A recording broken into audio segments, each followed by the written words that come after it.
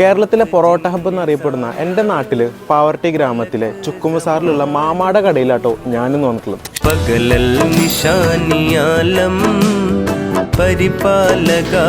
എൻ്റെ ഇവിടെ ചെറുപ്പം മുതലേ ഞാൻ വന്ന് കഴിക്കാറുള്ളതാണ് ഇവിടുത്തെ പൊറോട്ടയും ബീഫ് റോസ്റ്റും. സോ അത് നമുക്ക് കഴിച്ചു നോക്കാം.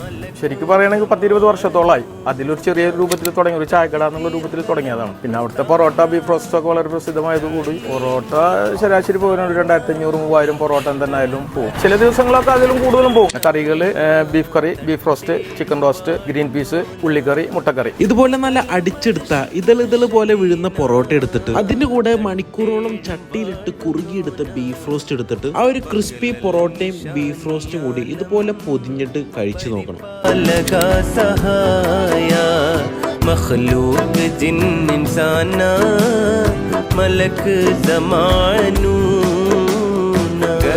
ചുക്കുബസാറിലെ മാമാട കട പൊറോട്ടയ്ക്ക് ഫേമസ് ആണ്. എല്ലാവരും വരിക, ഒന്ന് ടേസ്റ്റ് നോക്കുക. നമ്മുടെ ലൊക്കേഷൻ വരുന്നത് പാവർട്ടി ചുക്കുബസാറിൽ ആണ്. ഈ ചാനലിന് വേണ്ട സപ്പോർട്ട് കൊടുക്കുക, സബ്സ്ക്രൈബ് ചെയ്യുക.